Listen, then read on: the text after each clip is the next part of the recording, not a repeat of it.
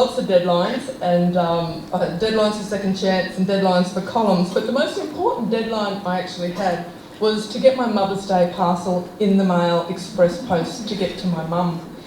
And she lives in regional Queensland, and so it doesn't take one day with express post, it actually takes 2. So if I didn't get it posted today, she wouldn't have got it on Friday, and she wouldn't have had it for Sunday, Mother's Day. And I bought the gift a couple of weeks ago, but I really wanted to make her a batch of Annabelle Crabb's mother's spicy nuts, right, to put in a jar to send up to my mum. Now, these are not ordinary nuts. These are possibly the most delicious nuts in the world, okay? Every other nut fades into insignificance against these nuts. Annabelle's secret ingredient is whisked egg whites. They're fantastic. My mum is gluten intolerant, but she can eat them and she loves them. So I really wanted to make her something that was homemade by me because, as Diane with the Esky was telling us, that's love, isn't it? That's what I wanted to send her.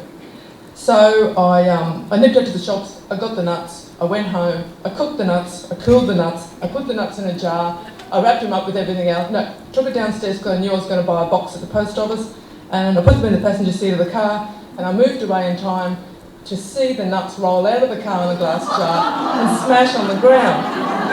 So I thought, I could salvage these, and then I thought, no, there's glass and nuts.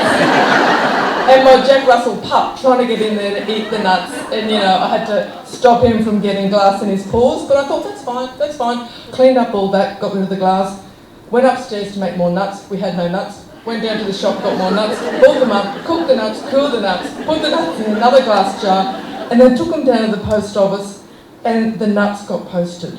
Now my mum, who is just glorious, lovely, lovely Rose, would have said, don't run around like that, Kat. It doesn't matter if I get your parcel on Monday or Tuesday. She's not demanding. But relationships and maintaining them is vital for our lives as women. It's how we're built. And that's what makes this working and family circus that we have just so damn hard all the time. Most of you tonight here have either elderly parents or you have teenagers in your life, you have jobs, you have children. It's really actually very tough.